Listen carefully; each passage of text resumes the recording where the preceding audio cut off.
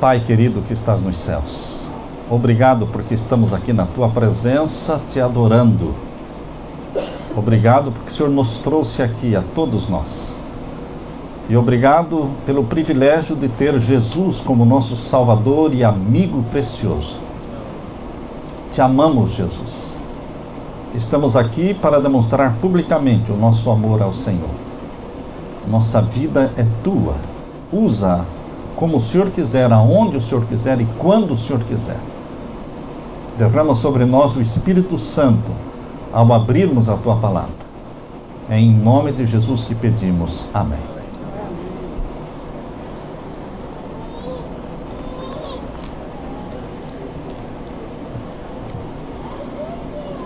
Tudo gira em torno de Jesus. O título do sermão de hoje é A Matemática do Fim. A matemática do fim é um pouquinho diferente da matemática que você conhece. Nossa vida gira em torno de Jesus. Como disse a música, o olhar de Jesus, o sorriso de Jesus, o amor de Jesus, a amizade de Jesus. O cristianismo é uma religião que gira em torno de uma pessoa chamada Jesus. O cristianismo não gira em torno de Deus. Deus é uma palavra genérica. Mas Jesus não é um nome genérico. Jesus, ele é bem específico.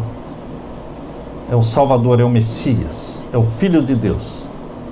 O que nasceu e o que morreu e que o ressuscitou e subiu ao céu e vai voltar. E nós idolatramos Jesus. Nós adoramos Jesus. Jesus se torna uma obsessão na vida daqueles que se apaixonam por Ele.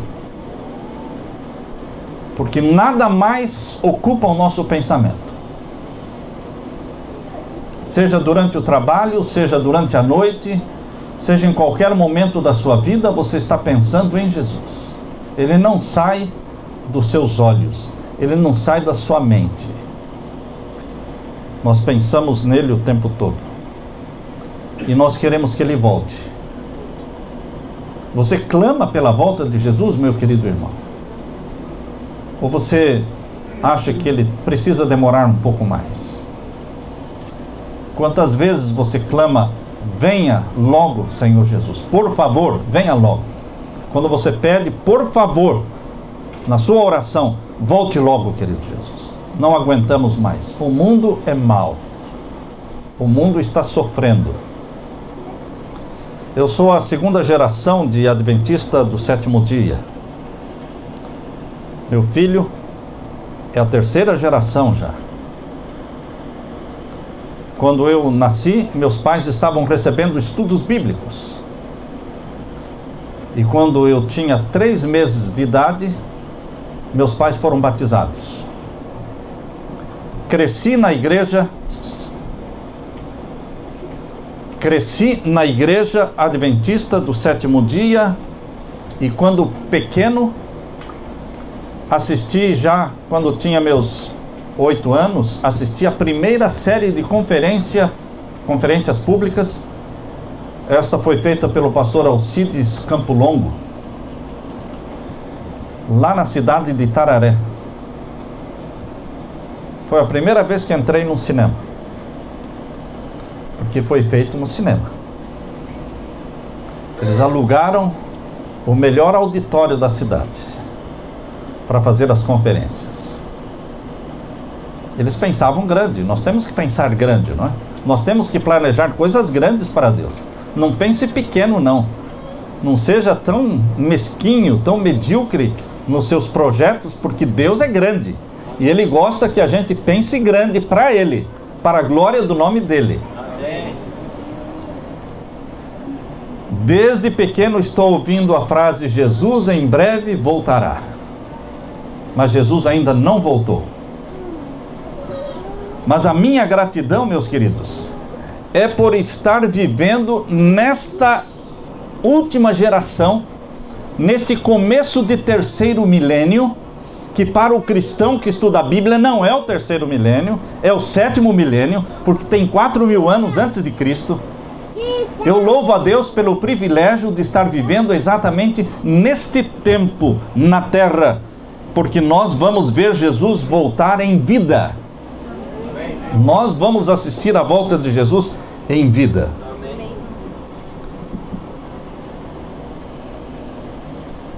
Os discípulos que viveram no 1º século, eles tinham a plena certeza de que Jesus iria voltar nos dias deles. E nós que estamos vivendo 2.000 anos depois, temos a plena certeza de que Jesus vai voltar em nossos dias. Como é que pode isso? Como é que se explica isso? Como é que se explica que toda pessoa que lê a Bíblia entende que Jesus vai voltar nos dias dele? Isso é algo inexplicável, mas é algo que o Espírito Santo faz. O Espírito Santo faz com que toda pessoa que lê a Bíblia se prepare para a volta de Jesus nos dias dele. Porque realmente Jesus pode vir exatamente no momento em que nós morremos. No momento em que você morre, você deu o último fôlego, o último suspiro. O próximo fôlego, a próxima respiração que você der, será contemplando Jesus em glória e majestade, descendo do céu. Então, meus queridos, o Espírito Santo faz este trabalho maravilhoso de impressionar a mente de todos que estudam a Bíblia com a volta de Jesus. Um jovem adventista muito crítico, um dia ele chegou para o pastor dele e disse: pastor, por que a igreja não bota a cabeça para pensar e não imagina outros temas? Parece que tudo que a igreja vai fazer, ela pensa na volta de Jesus. Por que não inventam outros temas? Por que sempre estão dizendo, voltarei outra vez? No próximo congresso, o lema é, eis que venham sem demora. E no outro, ele vem. E no outro, nós temos esta esperança. E no outro, Maranata. E no outro, nós o veremos. Por que não escolhem outra coisa? E o pastor disse para o jovem: olha, meu jovem, a Bíblia fala do novo nascimento 9 vezes. A Bíblia, o Novo Testamento, fala do batismo 20 vezes. A Bíblia fala do arrependimento no Novo Testamento 70 vezes. E o Novo Testamento fala da segunda vinda de Jesus 380 vezes. Então a Bíblia está a Igreja Adventista está em harmonia com a Bíblia quando coloca tanta ênfase e repete novamente a volta de Jesus, porque esse é o tema principal da Bíblia.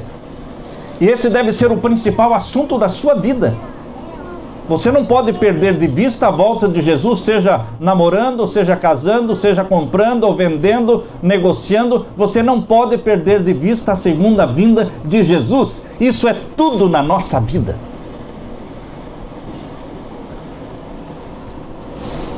Vocês sabem que Isaías fala de Jesus como sendo aquele fogo que virá.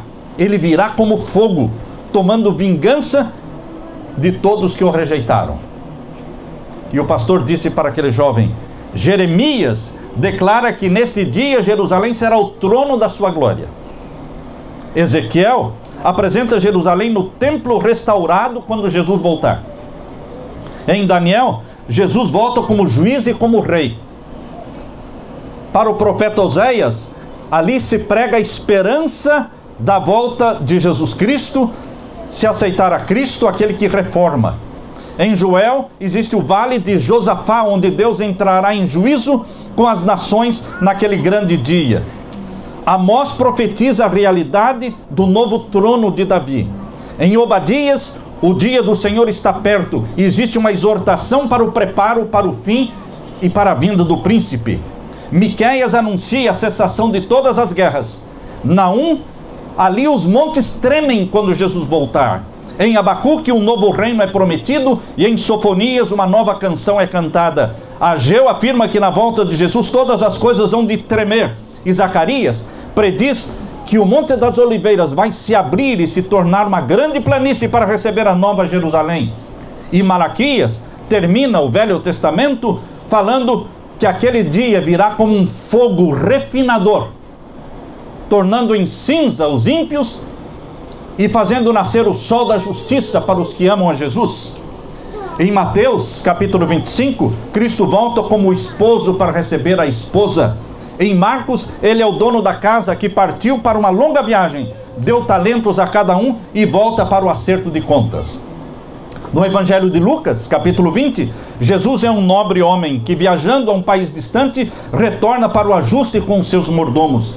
E João, o profeta João preferiu transcrever textualmente as palavras de Jesus quando disse, João 14, 1 a 3, não se turbe o vosso coração, crede em Deus, crede também em mim, na casa do meu pai há muitas moradas, se não fosse assim eu vos teria dito, vou preparar-vos lugar, e se eu for e vos preparar lugar, voltarei outra vez, e vos levarei para mim mesmo, para que onde eu estiver, vós também estejais.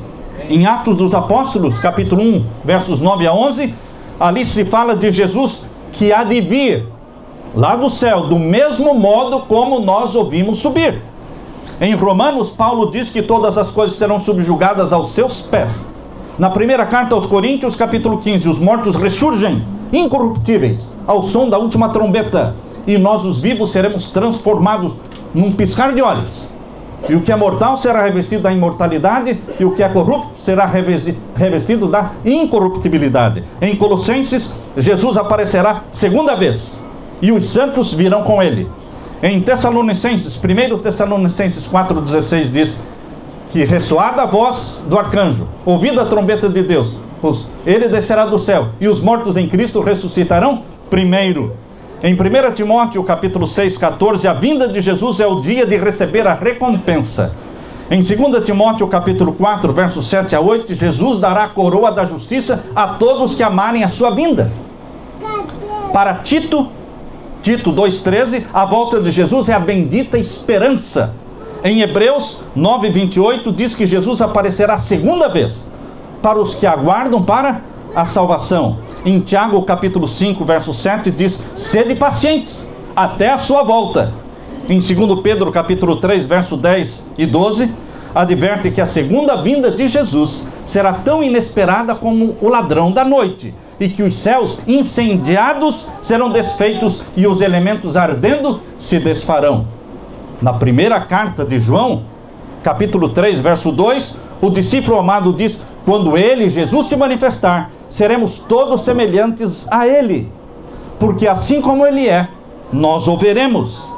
Para Judas, no verso 14 de Judas, Cristo voltará com milhares dos seus santos. E o Apocalipse, todo ele é um sermão sobre a segunda vinda de Jesus. E aquele jovem, olhando arregalado, com seus olhos arregalados para o pastor, disse, chega, pastor, eu já estou convencido, Jesus vai voltar mesmo. Queridos, será que nós cremos que Jesus vai voltar mesmo? Ou nós achamos que porque nossos avós diziam e nossos pais falavam e Jesus ainda não voltou, nós estamos achando que ele nunca vai voltar? O fim de todas as coisas está próximo. 1 Pedro capítulo 4, verso 7. A noite está quase acabando e o dia logo vem. Romanos 13, 12. Em Hebreus diz ainda um pouquinho de tempo. E o que há de vir, virá, e não tardará. Hebreus 10, 37. Certamente cedo venho sem demora. Apocalipse 22, verso 20 e 21. Todas estas passagens, queridos, não foram escritas em vão.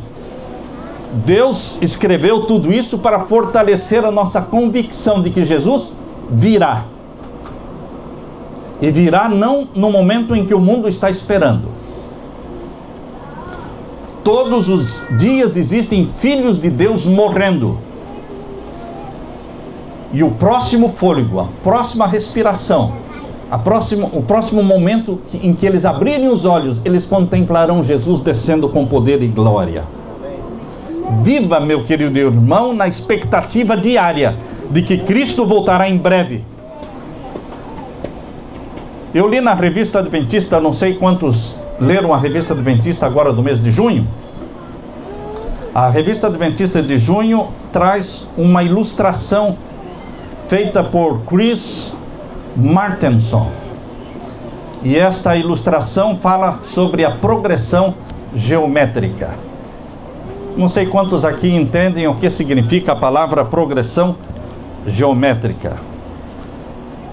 Nós queremos mostrar para vocês. Vamos ver lá. Está aí. Progressão geométrica. A progressão aritmética, vocês estão vendo aqui. Progressão aritmética é 1, 2, 3, 4, 5, 6.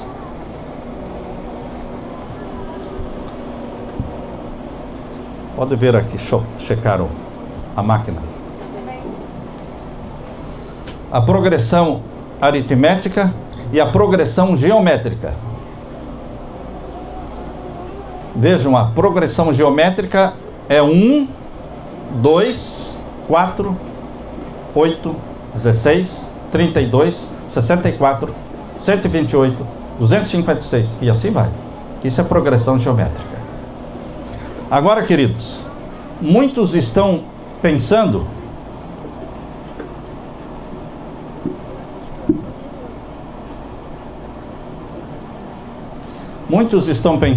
que vai demorar muito a volta de Jesus, porque eles estão pensando em termos de progressão aritmética. Mas a matemática do fim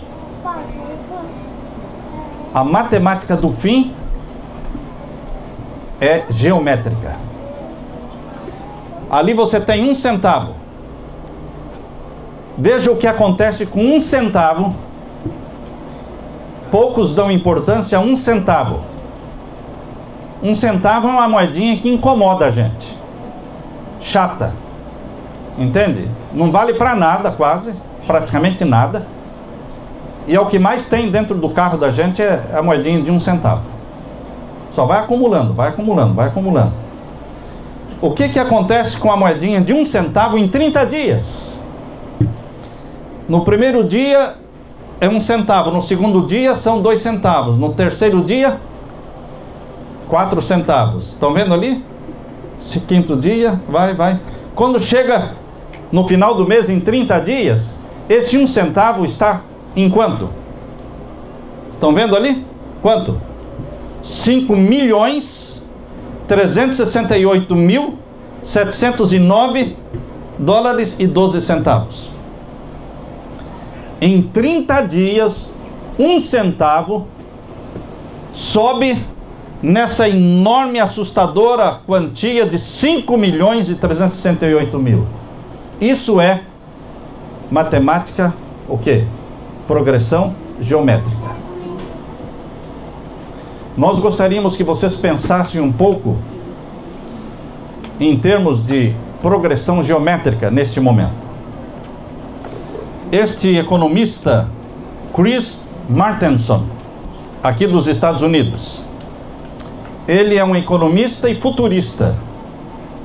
Ele pede que imaginemos, estando você dentro do Fenway Park, o estádio sede do time de beisebol Red Sox em Massachusetts, na cidade de Boston. Ele diz: imagine que você esteja dentro desse estádio e você vai ser algemado, você vai ser colocado na última arquibancada lá em cima. Veja quão alto ele é, as últimas arquibancadas lá em cima, e você vai ser algemado lá na última, ao meio-dia. Presta atenção, ao meio-dia você é algemado na última arquibancada, e ao meio-dia eles vão usar um conta-gotas e vão pingar uma gota de água lá embaixo, onde estão os jogadores. Olha aqui, ó, a distância. Ao meio-dia você é algemado lá em cima, e ao meio-dia pingam uma gotinha de água aqui. Imaginem que este estádio ele seja a prova d'água, que a água não sai. Imaginem que essa gotinha de água vai se multiplicar em progressão geométrica a cada minuto. Em 1 minuto, aquela gotinha vai ser 2. Em 2 minutos, 4. Em 3 minutos, 8. Em 4 minutos, 16. Em 5 minutos, 32. E assim por diante. 44 minutos depois, ou seja, ao meio-dia e 44, você olha lá de cima e você percebe que lá embaixo, lá onde os jogadores ficam, você percebe que só existe 1,5 metro de água. Depois de 44 minutos, meio-dia e 44. E você pensa, eu tenho muito tempo.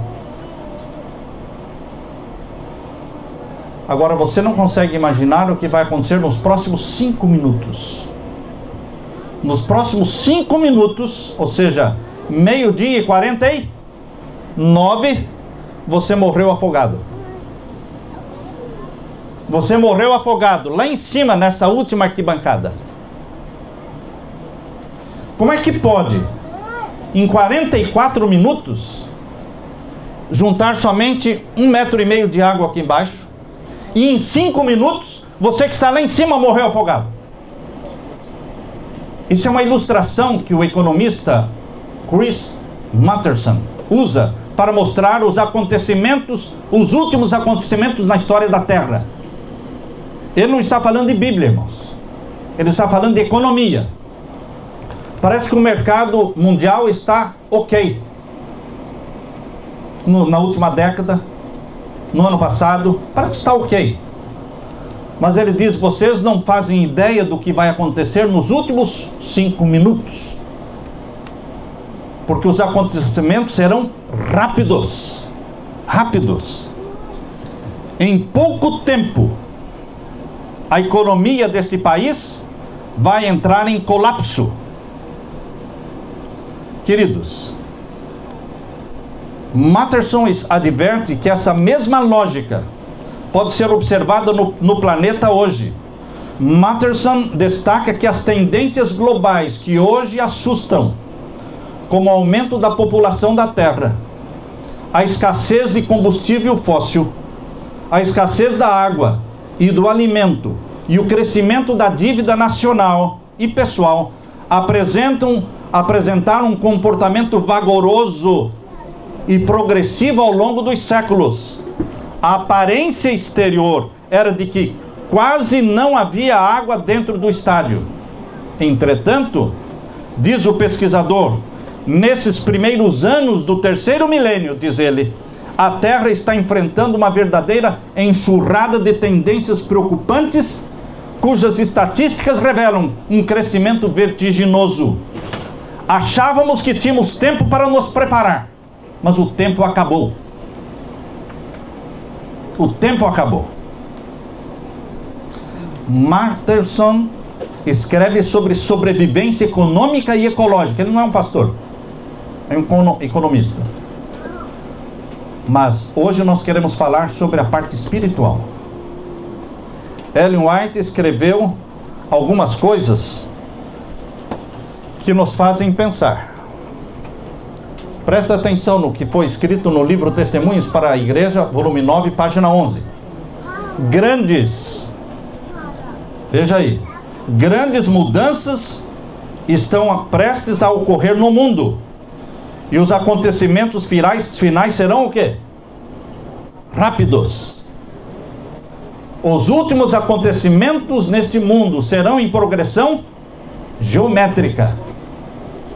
E se você está esperando os últimos acontecimentos ocorrerem para depois você se preparar, você não terá tempo para se preparar.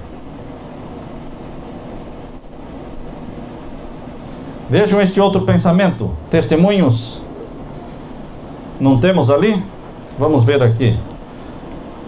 É um pensamento que está em Testemunhos, volume 9, página 14. O mundo está agitado pelo espírito de guerra. A profecia do capítulo 11 de Daniel atingiu quase o seu cumprimento completo. Logo se darão as cenas de perturbação das quais falam as profecias. Ellen White escreveu isso há mais de 100 anos. As profecias do capítulo 11 de Daniel. Você já estudou o capítulo 11 de Daniel? Você já sabe o que a profecia do capítulo 11 fala? O capítulo menos estudado na Igreja Adventista é o capítulo 11 de Daniel. É o capítulo menos estudado. Eu não aprendi nada sobre Daniel 11 na faculdade de teologia. Eu não aprendi nada sobre o capítulo 11 no mestrado de teologia. Eu não aprendi nada sobre o capítulo 11 de Daniel no doutorado que eu fiz na Andrews. O que eu sei do capítulo 11 é porque eu estudei sozinho, cavando, orando. E Ellen White diz: o mundo está agitado pelo espírito de guerra, e a profecia do capítulo 11 de Daniel atingiu quase o seu cumprimento completo. E ninguém se interessa pelo capítulo 11. Não é estranho isso? E ela diz: os últimos acontecimentos vão ser rápidos. Outro texto que está aqui: o fim virá mais rapidamente do que os homens esperam. O trigo será colhido e atado em molhos para o celeiro de Deus. O joio será atado em feixes para o fogo da destruição. O fim virá mais rapidamente do que os homens esperam. Satanás, queridos, é um diligente estudante da Bíblia. Sabe que seu tempo é curto. Em todos os pontos, ele quer se opor à obra de Deus na terra. É impossível dar uma ideia da experiência do povo de Deus que há de viver na terra quando se misturarem a glória celeste e a repetição das perseguições do passado. Eu estou lendo o que está escrito no Espírito de Profecia. Eu estou lendo para vocês o texto que está no Testemunhos, volume 9, página 16 e 17. As perseguições vão se repetir, a história vai se repetir. O povo de Deus não encontrará sua segurança na operação de milagres, pois Satanás imitará os milagres que forem operados. O mundo busca milagres, mas Deus está dizendo que o povo de Deus não encontrará segurança nos milagres, porque poderão ser imitados e serão imitados. O provado e experimentado povo de Deus terá como sinal de Deus o está escrito. O está escrito, assim diz o Senhor. Esta é a única base sobre a qual poderemos estar seguros. Os adoradores de Deus serão distinguidos especialmente pelo respeito que eles têm para com o quarto mandamento da lei de Deus, o Santo Sábado.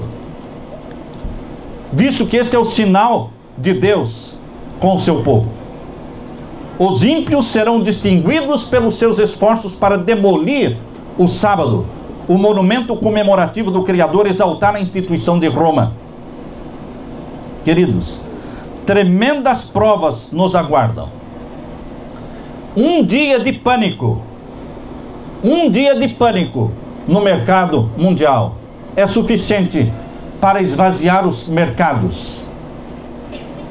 Um dia de pânico, você não encontra mais nem um pão, nem 1 quilo de arroz nos mercados e nem uma garrafinha de água para comprar.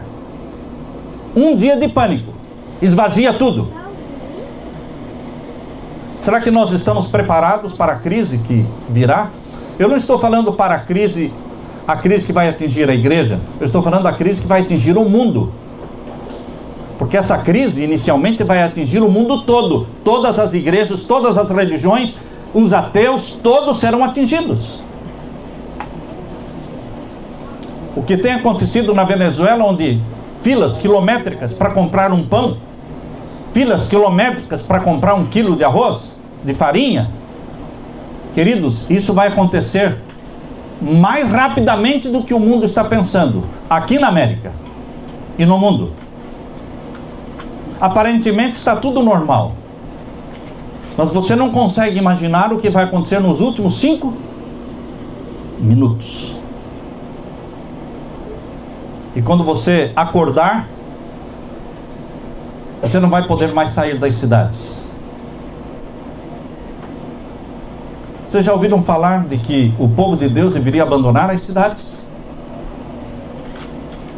O povo de Deus deveria sair das cidades, morar no campo, porque a liberdade é maior. Você pode ter o seu poço de água, você pode ter uma bomba de água à mão, sem eletricidade. Você pode ter as frutas, você pode ter a sua verdura, você pode ter o seu alimento. Mas o povo de Deus não está pensando nisso. Ah, mas é um dia. Um dia.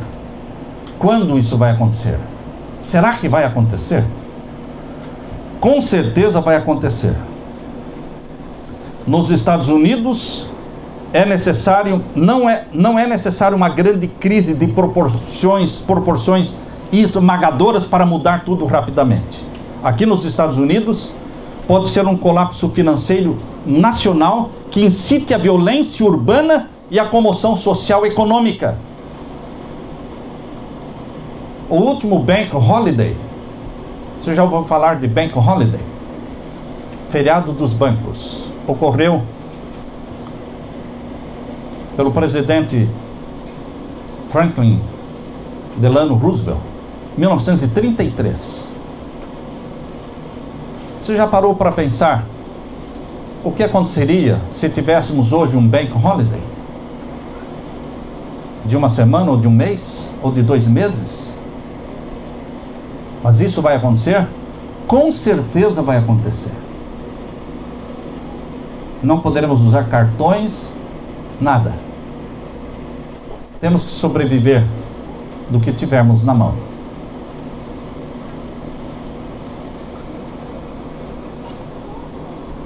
Em 1929, 659 bancos foram fechados. Em 1932, 5.102 bancos foram fechados. Em 1933, continuaram fechando bancos. 1934, continuou. Queridos, a crise que nós vamos enfrentar, eu não estou falando igreja, estou falando o mundo. Porque a crise para a igreja é depois do decreto dominical. Aí vai ser uma crise para nós, como igreja. Mas até sair o decreto dominical, o mundo vai estar mergulhado numa crise tão grande, ateus e cristãos, pagãos, incrédulos, todo mundo. Por isso que eles vão apelar para a santificação do domingo como sendo uma tábua de salvação, buscando a bênção de Deus, para que Deus os ajude a saírem da crise em que o mundo mergulhou. Mas até chegar o momento do decreto dominical, o mundo vai estar passando fome. As cidades estarão enfrentando uma lei marcial, martial law, lei marcial, onde ninguém tem direito a nada. Isso vai acontecer, meus queridos. Será que nós, como igreja, estamos nos preparando para esse dia? Um mega terremoto assassino, uma bomba terrorista. Basta uma crise debilitante para que a nação norte-americana caia de joelhos, conduzida por seus líderes religiosos, pedindo a Deus que não envie outros juízos.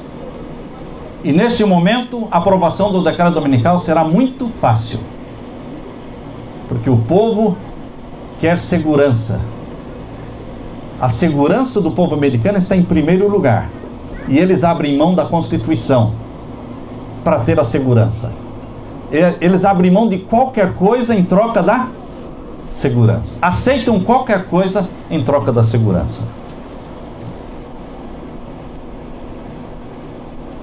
De repente, irmãos, aquilo que vemos aqui em Apocalipse capítulo 13, a cena, o cenário de Apocalipse 13, de repente ele vai se tornar uma realidade. Parece uma coisa tão distante, mas ela vai se tornar uma realidade. as duas bestas do Apocalipse, o maior poder religioso da terra, representado pela besta que subiu do mar, e o maior poder civil do mundo, representado pela besta que subiu da terra. Esses dois poderes se juntam. Para quê? Para oferecer um projeto que vai salvar a humanidade, chamado de Nova Ordem Mundial, em que respeita-se e santifica-se o domingo, neste período da Nova Ordem Mundial. A lição do economista Chris Martenson mostra que os últimos 5 minutos são críticos. Você está se preparando para essa crise? Assistindo um sermão do pastor David Gates, ele diz: irmãos, eu não estou falando aqui do decreto dominical, ele disse, eu estou falando da crise que vocês têm que se preparar para ela. Ele diz: eu aconselho vocês a terem comida em casa pelo menos para 2 meses, não perecível. Não estou querendo assustar ninguém, mas eu estou dizendo que vai ter uma crise. Quando? Logo. Quão logo? Os economistas falam que vai ser em setembro deste ano, 2016. Mas pode ser que não seja em setembro de 2016. Pode ser que seja o ano que vem. Então nós não estamos aqui marcando data, irmãos. Mas os economistas do mundo estão prevendo que será um crash econômico muito em breve. E os bancos estarão fechados. E você vai ter que ter algum dinheiro. E você me diz: não, mas o que adianta ter dinheiro? Não vou poder não comprar nem vender. Eu não estou falando do decreto dominical, irmãos. Você não vai poder comprar nem vender quando sair o decreto dominical. Mas eu não estou falando do decreto dominical. Eu estou falando da crise que vem antes do decreto dominical, em que você vai sim poder comprar e vender, porque é uma crise que vai atingir cristãos, judeus, muçulmanos, budistas, ateus. Todo mundo vai passar por essa crise. Então nós temos que ter alguma reserva.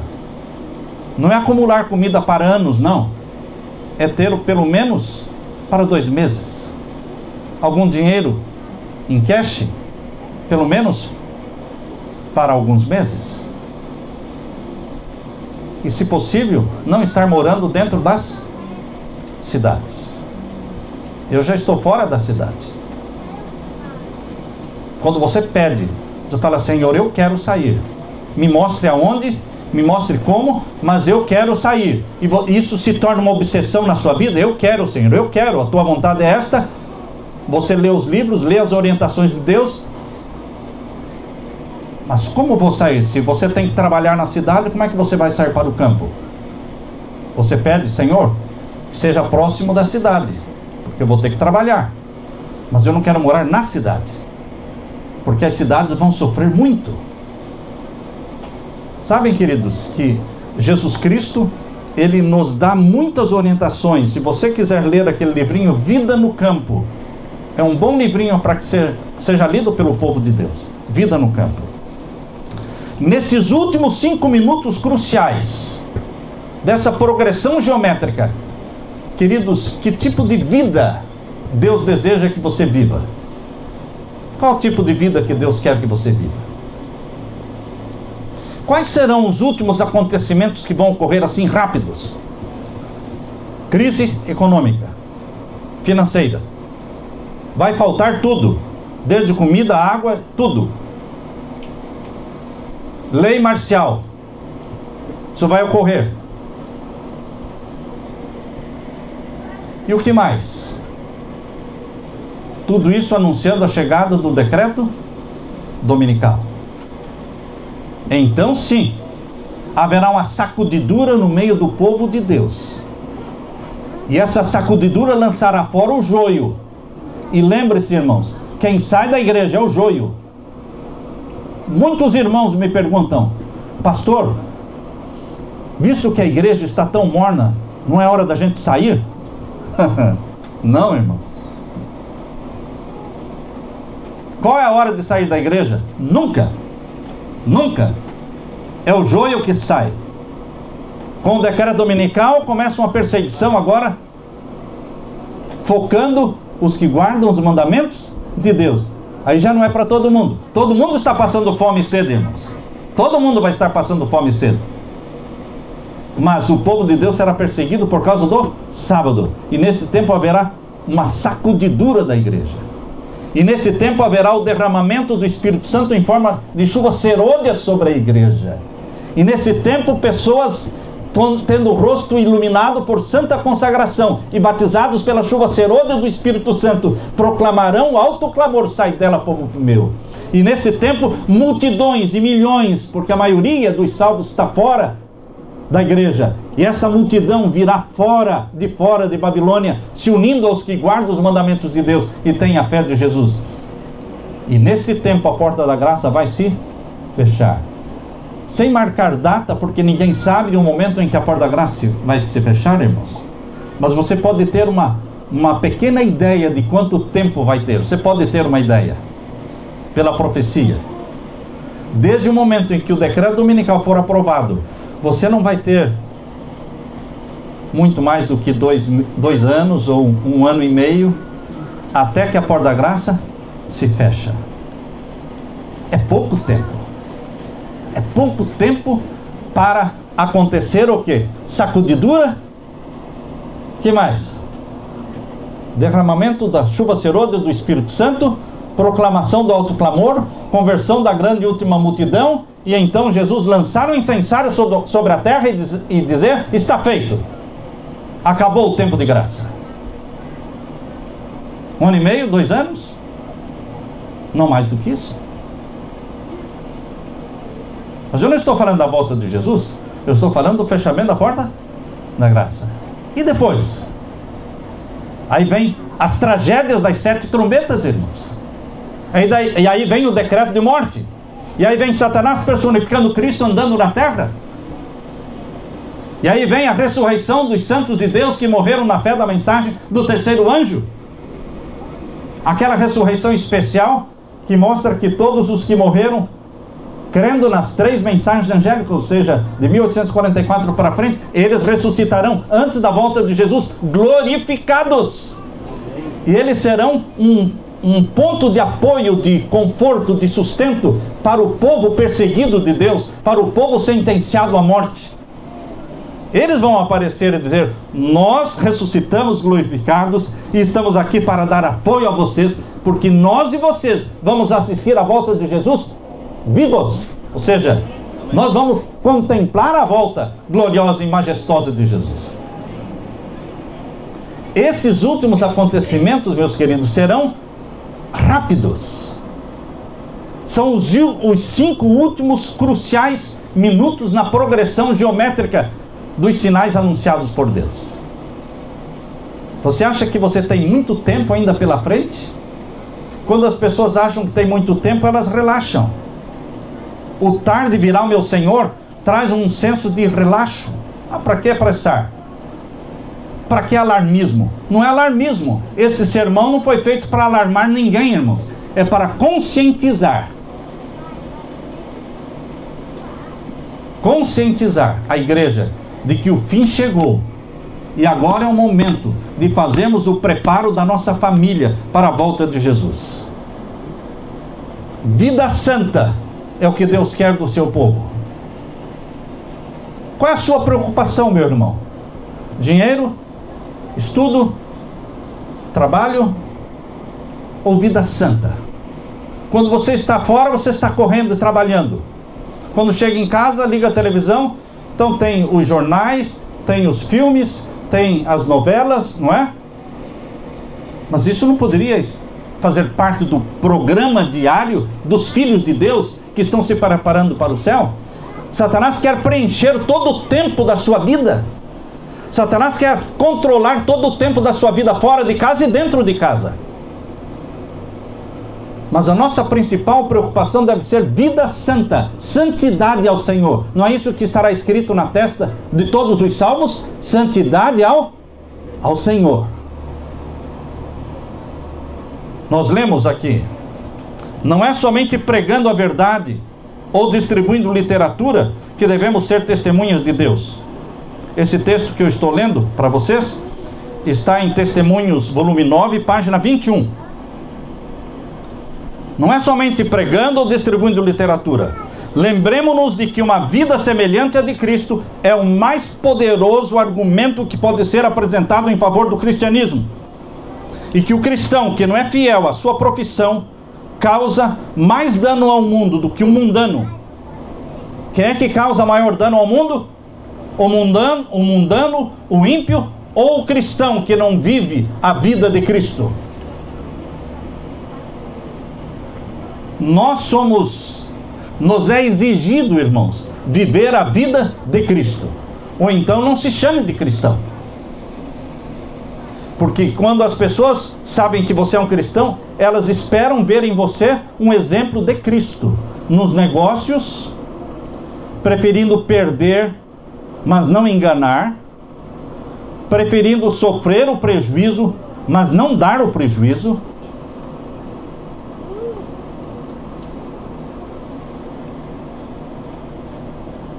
Nem todos os livros escritos poderiam substituir uma vida santa. Os homens acreditarão não no que o pastor prega, mas no que a igreja pratica na vida diária. É lá nos seus negócios, na hora em que você está pagando o seu empregado, na hora em que você está dentro de casa, volta para dentro de casa, você quer relaxar. É isso que você vai fazer nesses momentos que vão mostrar se você está indo para o céu ou para outro lugar. É isso que mostra. Não é quando a gente está dentro da igreja ouvindo um sermão que a gente mostra se está indo para o céu ou não. É quando está no trabalho ou dentro de casa, nas horas do lazer. O que você faz nas horas do lazer é uma evidência do que você tem no coração.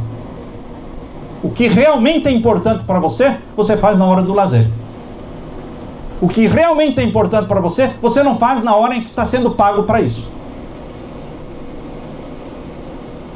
Mas quando você está na sua hora do lazer, nas suas férias, eu estou de férias, agora eu vou fazer realmente o que eu gosto. Isso é você. O resto é hipocrisia. Perceberam? Isso é você. Isso é o que vem de dentro de você. O resto é hipocrisia.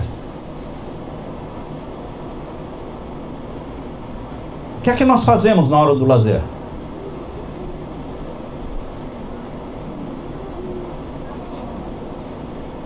Com excessiva frequência, a influência do sermão pregado do púlpito é anulada pelo sermão feito na vida dos que professam ser partidários da verdade. É desígnio de Deus que o seu povo o glorifique perante o mundo. Ele espera que aqueles que usam o nome de Cristo o representem em pensamento, palavra e ação. Nossos pensamentos devem ser puros, pureza de pensamento, nobres as palavras, de modo a elevar e conduzir os que nos cercam para mais perto de Jesus. Tudo quanto fazemos e dizemos deve achar-se impregnado da religião de Jesus. Tudo é Jesus. Até nossas transações comerciais devem ter o perfume e o aroma da presença de Jesus. Testemunhos, volume 9, página 21. Quando você está pagando aquela pessoa que trabalhou com você, ajudou a limpar a casa com você, quando você está pagando, você está revelando Jesus. E lembre-se que Jesus é misericordioso, dá mais do que prometeu. Jesus promete uma coisa, mas ele dá mais. E você promete uma coisa e dá menos? Ó, não foi muito bem, não é? Não recebi tudo que eu ia receber, então também não vou poder pagar tudo que eu prometi. Jesus espera que você e eu, meu querido irmão, sejamos representantes dele aqui na terra. Paulo dizia: sede meus imitadores, porque eu sou de Cristo. Que tipo de cristão é você? Será que você diz: não olhe para mim, eu não sou exemplo para ninguém? Não é, mas deveria ser exemplo para todo mundo. Você tem que ser exemplo de marido, dentro de casa, você tem que ser exemplo de esposa, você tem que ser exemplo de patrão, você tem que ser exemplo de membro de igreja, você tem que ser exemplo sempre. O cristão está numa vitrine, irmãos, e todo mundo que passa olha para ele. Que história é essa de falar, olha para Jesus, olha para Jesus? O Jesus na terra é você, meu irmão. O rosto de Jesus é o seu. É isso que Paulo está falando. Sede meus imitadores, como eu sou de Cristo. Jesus colocou cristãos na terra para serem o rosto dele, para terem a pureza dele. E é possível, queridos. É possível sim, em nome de Jesus e pelo poder do Espírito Santo, viver esta santidade que Jesus espera de você e de mim. É possível. Jesus não pede coisa impossível. Todos que quiserem entrar na cidade de Deus tem que, durante a sua vida na terra, representar a Jesus em seu procedimento. Isso é que os torna mensageiros de Cristo, testemunhas dele. A regeneração é o único caminho pelo qual podemos entrar na cidade de Deus. É apertado o caminho, é estreita a porta pela qual se entra, mas para ela devemos guiar homens, mulheres e crianças, ensinando-lhes para que sejam salvos, precisam de coração novo e novo espírito.